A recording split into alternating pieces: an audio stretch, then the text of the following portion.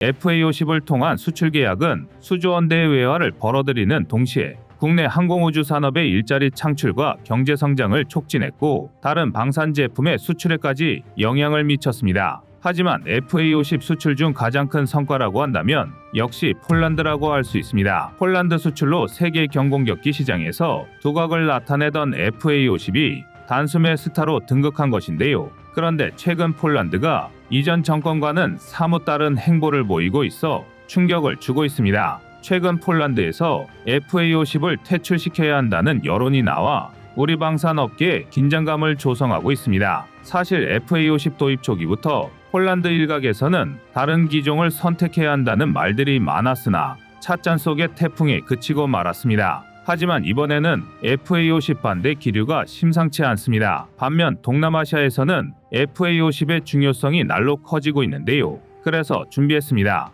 오늘은 폴란드와 동남아시아 사이에서 엇갈리고 있는 FA50의 희비에 대해 알아보겠습니다. 지금 보시는 영상이 마음에 드셨다면 지인들의 카톡으로 공유해주세요. 여러분의 구독과 좋아요는 꺼리튜브 영상 제작에 많은 힘이 됩니다.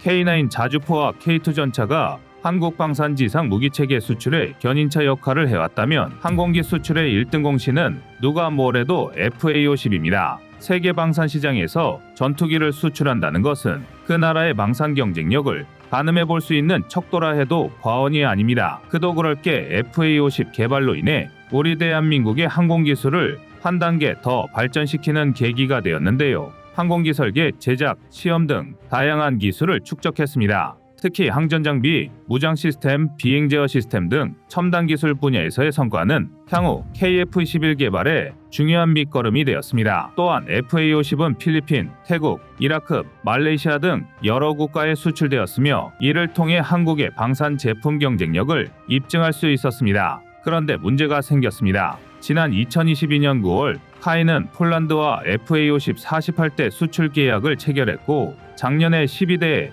FA50GF를 인도했습니다. 48대 중 남은 36대는 성능 개량을 거친 FA50PL로 2028년까지 납품할 예정인데요. 계약 체결 당시와 초도 물량을 인도할 때까지만 해도 대한민국과 폴란드 모두가 만족할 수 있는 빅딜이었다는 평가가 많았습니다. 하지만 최근 폴란드에서 FA50 추가 도입을 하지 말아야 한다는 주장이 나와 충격을 주고 있습니다. 지난 5월 폴란드의 군사 전문 매체 디펜스24는 FA50이 순수 전투용 항공기로는 적합하지 않다는 기사를 게재했습니다. 디펜스24는 카이의 FA50이 폴란드군의 전력 강화에 실질적인 도움이 되지 않는다고 지적하며 FA50 대신 고성능 전투기를 도입해야 한다는 주장을 제기했습니다. 폴란드 정부는 국방력 강화와 군 현대화 계획의 일환으로 최첨단 전투기 160대를 확보하려는 목표를 가지고 있습니다. 하지만 FA50을 포함해 본격적인 전투기를 제외하면 2030년 이후에도 가용 가능한 전투기는 약 80대 수준에 불과할 것이라며 공중순찰이나 근접항공 지원 등을 제외하면 FA50이 공대공 전투기로서의 역할은 할 수 없으니 추가 도입할 가치가 없다고 했습니다. 심지어 FA50 도입 결정은 폴란드가 저지른 최악의 실수라는 비판까지 서슴지 않았습니다. 이런 비판이 폴란드 정부의 공식적인 입장은 아니지만 디펜스24는 폴란드뿐만 아니라 동유럽에서 꽤 영향력 있는 군사 전문 매체이기 때문에 폴란드의 FA50 추가 도입 반대 여론을 형성할 위험도 있습니다. 폴란드의 FA50에 대한 부정적인 여론이 커지면서 폴란드 정부가 FA50 잔여 물량에 대한 계약을 재고하게 만드는 요인이 될 수도 있습니다. 만약 이러한 우려가 현실화될 경우 카이는 치명적인 손실을 입게 되는데요. 내년부터 폴란드의 인도가 시작될 FA50PL은 대당 가격이 6,380만 달러로 책정되었습니다. 36대 납품을 완료하면 카이는 약 23억 달러를 벌어들이게 되지만 추가 도입이 무산되면 3조 원이 넘는 수익이 물거품이 돼버릴 가능성도 존재합니다. 그렇다면 폴란드에서 FA50 말고 다른 대안이 있나 싶은 생각이 드는데요. 이들이 내세우는 것은 유로파이터 타이푼, F-15, F-35와 같은 전투기들입니다. 유로파이터 타이푼은 독일, 영국, 이탈리아, 스페인이 공동 개발한 기체로 공대공 및 공대지 임무 모두 가능합니다. 여기에 A사 레이더를 장착하고 있으며 최대 속도는 마하 2.0, 항속거리는 약 2,900km로 장거리 작전 수행에 적합합니다. 또한 다양한 무기를 장착할 수 있어 다목적 임무 수행이 가능합니다. F-15는 공대공은 물론 지상 폭격에도 탁월한 전폭기로서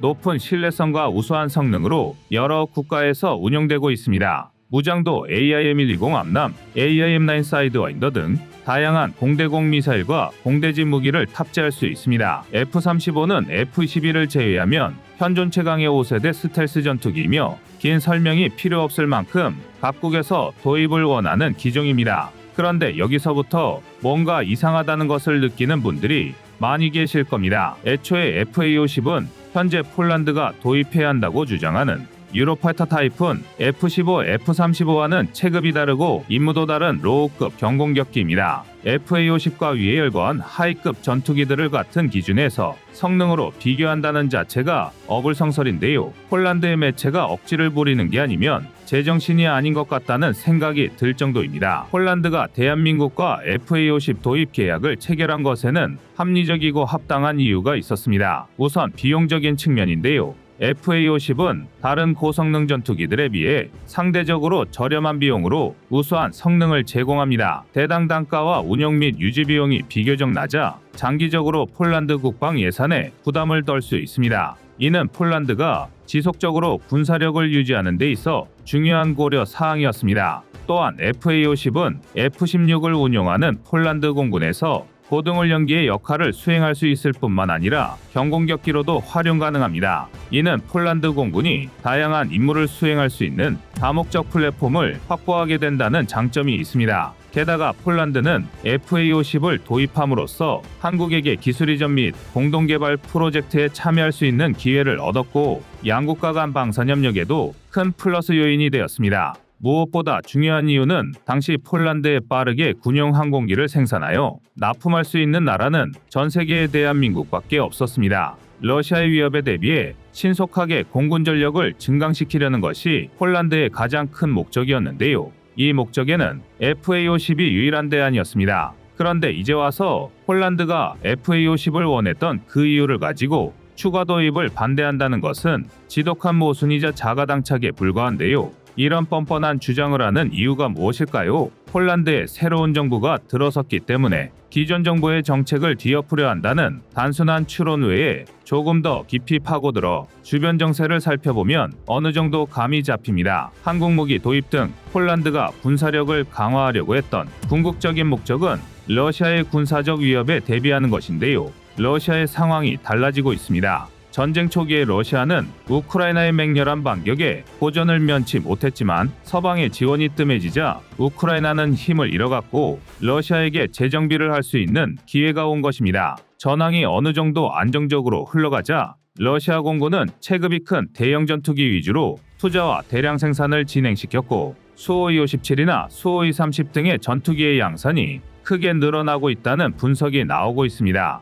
미국 등 서방 국가들은 하이급 전투기를 1년에 10여 대 내외로 생산하지만 러시아는 생산력을 늘리면서 하이급 전투기를 1년에 30대에서 많게는 40대까지 양산할 계획을 추진 중입니다. 간단하게 정리하자면 처음 폴란드의 FA-50 도입은 경제적 효율성과 다목적 활용 가능성을 중시한 결정이었습니다. 그러나 시간이 지나면서 러시아 우크라이나 전쟁이 장기화되고 소강 상태가 지속되면서 러시아는 무기 생산력에 여유가 생겼습니다. 이로 인해 폴란드군의 전략적 목표와 요구사항이 변화함에 따라 공군 전력에서 고성능 전투기의 필요성이 더 강조되기 시작했습니다. 따라서 FA-50 같은 경공격기로는 폴란드 공군의 목적을 달성할 수 없으니 차라리 그 돈으로 하이급 전투기를 구매해야 한다는 것입니다. 하지만 여기서 또 하나의 모순이 등장합니다. 디펜스24가 FA-50 추가 도입을 취소하고 도입해야 한다고 주장하는 전투기들의 가격을 보면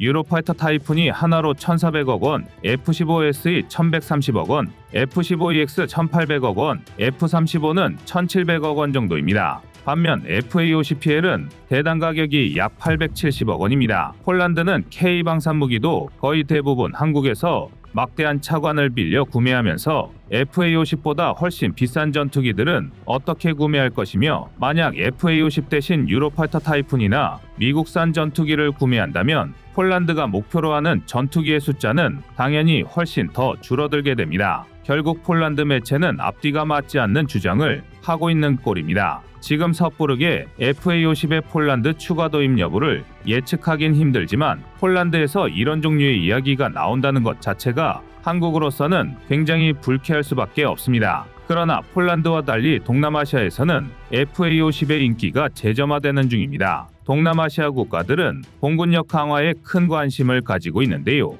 바로 중국의 패권 야욕 때문입니다. 중국의 군사적 움직임이 노골적으로 변하면서 동남아시아 국가들은 자국의 영토와 주권을 보호하기 위해 공군력을 증강할 필요성을 절감하고 있습니다. 중국은 남중국해 전역에 대한 영유권을 주장하며 스프레틀리 군도 등 주요 지역에 활주로와 경납고를 갖춘 공군기지를 건설했습니다. 이는 해당 지역을 전략적 측면에서 불치망모처럼 활용할 토대를 마련한 것으로 중국의 군사적 영향력을 크게 확대하는 결과를 낳았습니다. 동남아시아 국가들은 중국의 군사적 행보에 대응하기 위해 공군력을 강화함으로써 전략적 억제력을 확보할 필요가 있습니다. 강력한 공군력은 중국의 군사적 위협에 대한 효과적인 대응 수단이 될 수 있기 때문입니다. FA50의 도입은 이러한 군사적 위협에 대응하기 위한 효과적인 수단이 될 수 있습니다. 또한 FA50은 나토 규격과 호환되는 기종으로 기존 무기 체계와의 통합이 용이합니다.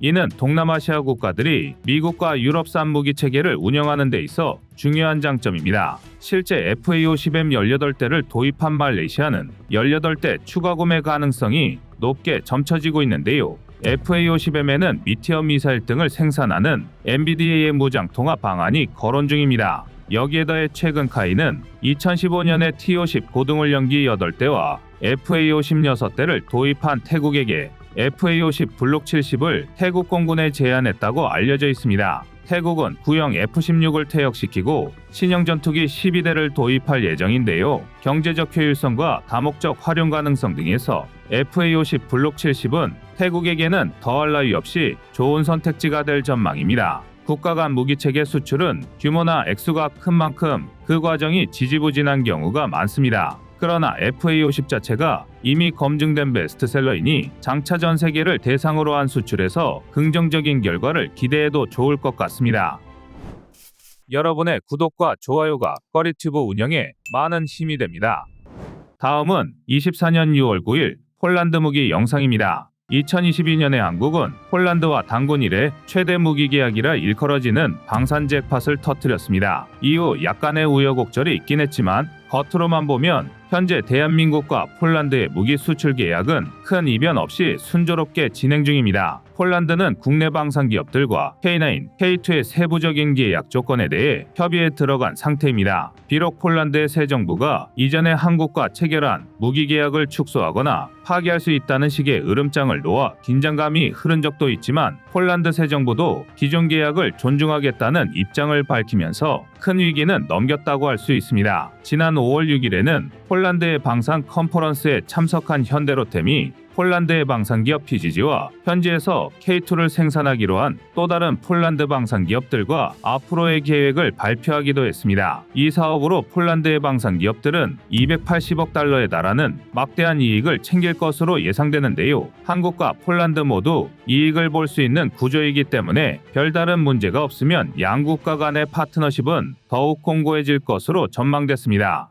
그런데 엄청난 규모의 사업이다 보니 아무 문제 없이 진행된다는 것은 사실상 불가능에 가깝습니다. 한국과 폴란드의 방산 수출이 또 한 고비를 넘겼나 싶었지만 다시 장애물이 나타났습니다. 우선 가장 불안한 요소는 폴란드가 한국 무기 도입을 위한 비용을 대부분 막대한 차관으로 도입하려 한다는 것입니다. 전체 규모 중 70%에 해당하는 금액을 차관으로 지원해달라고 요청했는데요. 한국 입장에서 이러한 차관 제공은 1차, 2차 수출 이행에 상당한 부담이 됩니다. 러시아 우크라이나 전쟁이 전 세계 초미의 관심사였던 2022년 당시 한국에게 무기 도입 오퍼를 보낼 때의 폴란드와 지금 폴란드의 태도는 많이 달라졌습니다. 우크라이나가 러시아에게 무릎을 꿇으면 다음 차례는 자신들이 될 것이라는 공포에 사로잡힌 폴란드는 국방력 강화와 군연 대화를 이뤄줄 수 있는 유일한 나라가 한국이라는 것을 깨닫고 애타는 러브콜을 보냈지만 화장실 들어갈 때와 나올 때 마음이 달라진다는 말처럼 슬슬 배짱을 튀기고 있는 것처럼 보입니다. 그도 그럴 것이 대한민국 방산이 앞으로 더욱 성장하기 위해서는 유럽에 적극적인 진출을 해야 하는데 유럽 내 K방산 거점을 폴란드로 여기고 있다는 것을 폴란드도 알고 있다는 것입니다. 그래서 폴란드는 한국 너희들도 우리에게 아쉬운 사정이 있지 않느냐? 그렇다면 우리도 너희에게 원하는 것을 요구할 수 있다라는 뉘앙스를 많이 풍기고 있는 것이 사실입니다. 그런데 무기 수출 대금 상환에 대한 문제에 비해 중요성은 낮지만 더욱 황당한 요구를 폴란드가 하기 시작했습니다. 바로 한국도 폴란드의 무기를 도입해달라는 것입니다. 이른바 절충교역을 요구한 셈인데요. 절충교역은 국가 간 방산 거래에 있어 늘 있었던 방식이기 때문에 큰 문제가 되지는 않습니다. 절충교역 즉 오프셋은 무기 또는 방산 제품을 수입하는 국가가 수입 계약의 일부로 기술 이전, 현지 생산 또는 경제적 혜택을 요구하는 것을 의미합니다. 이는 수입국의 경제적, 기술적 발전을 촉진하고 무역 불균형을 해소하는 데 중요한 역할을 합니다. 절충교역의 개념이 처음 등장한 것은 제2차 세계대전 이후인데요. 미국이 서방 세계 진영의 동맹국들에게 군사력 증강을 위한 무상 지원을 하면서 미국의 적자가 늘어나자 이를 타개하기 위해 만들어낸 방편입니다. 냉전이 한창이던 1960년대에 미국은 당시 서독 등에게 공산권 국가의 침략에 맞서도록 지원한 만큼의 비용에 대칭되는 미국산 무기를 도입하도록 요구한 것에서 시작됐습니다. 간단히 정리하면 절충교역은 무기 또는 방산 관련 제품을 수입하는 국가가 수입 계약의 일부로 기술 이전, 현지 생산 또는 경제적 혜택을 요구하는 것을 의미합니다. 또한 절충교역은 직접적인 방식과 간접적인 방식으로 구분할 수 있는데요. 직접적인 방식은 무기 거래와 직접적으로 관련된 혜택으로 예를 들어 기술 이전, 부품의 현지 생산, 공동 연구 개발 등이 포함됩니다. 간접적인 방식은 일반 산업에 대한 투자, 교육 프로그램 지원, 인프라 개발 등입니다. 대규모 무기 거래에 있어 통상적인 절차이기 때문에 폴란드가 한국에게 절충교역을 요청한 것을 전혀 이해하지 못할 바는 아닙니다. 그리고 한국이 절충교역을 요청받은 사례가 이번이 처음도 아닙니다. 한국이 노르웨이에 K2 수출을 진행할 당시 노르웨이는 콩스버그사의 프로텍터 원격 기관총 포탑과 JSM 미사일 도입을 요구했고 인도네시아가 KT-1 훈련기를 도입할 때는 자국의 CN-235 수송기를 한국이 구매해달라고 요청하여 실제 한국이 총 12대를 도입해 운영하고 있는 중입니다. 또한 한국은 세계 4대 방산 수출 강국 진입을 목표로 하고 있으며 이를 위해 절충교역을 활성화해야 한다는 목소리가 높습니다. 게다가 최근 한국의 절충교역이 비활성화되면서 여러 문제가 발생하고 있습니다. 방위산업계에 따르면 한국의 방산업 절충교역은 과거 감사원의 경제성 지적이 후 시들해지며 관련 이익의 감소를 유발한 것으로 밝혀졌습니다. 한국이 절충교역을 비활성화시킨 주요 이유는 방위사업법에 담긴 절충교역 의무화 조항을 폐지하려는 감사원의 움직임이 있었기 때문입니다. 감사원은 2018년 방위사업청을 감사한 후 절충교역의 수지가 낮다는 이유로 절충교역 의무 조항 폐지를 권고했습니다. 이에 따라 방위사업청은 2021년 이후 산업협력 쿼터제를 도입하여 수입산 무기의 부품 공동개발 및 생산 확대를 추진해왔지만 절충교역 의무화 조항이 없어지면 산업협력 쿼터제 도입이 무의미하다는 지적이 나오고 있습니다. 한국과는 반대로 최근 130여 개국이 절충교역을 적극 시행하며 국익을 확보하고 있습니다. 한국이 글로벌 절충교역 확대 추세에 역행하는 교역 기조를 이어갈수록 포기해야 하는 미래 가치가 더욱 커질 것이라는 지적이 업계에서 나오고 있는데요. 과거 한국이 T-50 고등운영기 공동개발, 재래식 잠수함 자체 개발을 성공시킨 배경인 절충교역의 수혜를 앞으로 누리지 못할 것이라는 전망도 있습니다. 경제적 이익보다 더 심각한 사안은 방산기술 발전이 저해되고 글로벌 경쟁력이 약화될 수 있다는 것입니다. 절충교역은 기술 이전과 현지 생산을 통해 자국의 방산 기술력을 향상시킬 수 있는 중요한 기회가 될 수 있는데요. 이러한 기회를 상실하면서 기술 발전이 저해되고 장기적으로 독자적인 무기 개발 및 생산 능력이 약화될 수 있습니다. 또한 글로벌 시장에서 다른 국가들이 적극적으로 절충교역을 추진하며 국익을 확보하는 상황에서 한국이 이를 비활성화함으로써 글로벌 방산 시장에서의 경쟁력이 약화될 수도 있습니다. 이러한 이유들 때문에 일각에서는 절충교역 의무화 조항제 도입이 필요한 것이 아니냐는 발언이 나오는 상황입니다. 하지만 문제는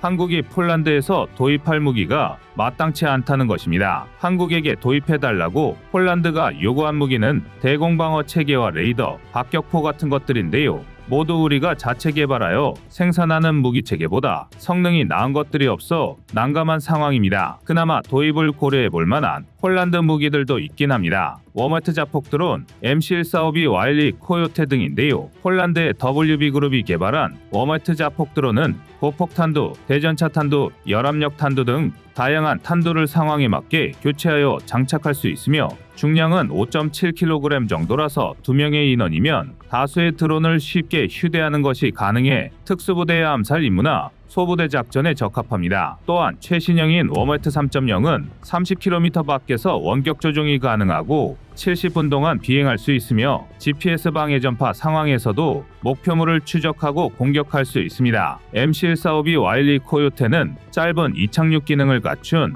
다목적 특수부대용 항공기로서 무장공격, 수송, 정찰 임무 등 많은 임무에 활용할 수 있는 것이 장점입니다. 여기에 다양한 무장을 탑재할 수 있어 경제적이며 단거리 이착륙 능력 덕분에 백령도, 울릉도, 무인도 등의 지역에서 신속한 작전 전개와 재보급이 가능합니다. 그리고 한국형 무장과 장비를 통합하여 MC145B 와일리 코요테를 공동 개발할 경우 수출 시장에서 새로운 수요를 창출할 가능성도 있습니다. 하지만 이것도 폴란드 무기를 꼭 구매해야 한다면 어떤 것이 있을까 쥐어짜다시피 찾아본 결과인 것이지 한국의 안보 현실과 우리 군에 반드시 필요한 무기 체계라고 보기에는 한계가 있습니다. 현재 폴란드는 러시아가 우크라이나와의 전쟁에서 많은 전력을 소모한 탓에 쉽사리 다른 유럽 국가들을 침공하지는 못할 것이라고 안심하고 군사력 증강의 속도를 조절하고 있는 것으로 보이는데요. 다시 말해 2022년처럼 아주 급한 상황은 아니라는 얘기입니다. 그래서 한국에게 이것저것 요구하면서 자신들의 이익을 최대한 챙기려고 하는 중이고 이런 기조는 그대로 이어질 가능성이 큽니다. 그러나 대한민국이라고 해서 우리의 이익에 반하는 요구를 그대로 들어줄 수도 없으니 현실적인 대안을 찾아야 할 것 같습니다. 이상 꺼리튜브였습니다.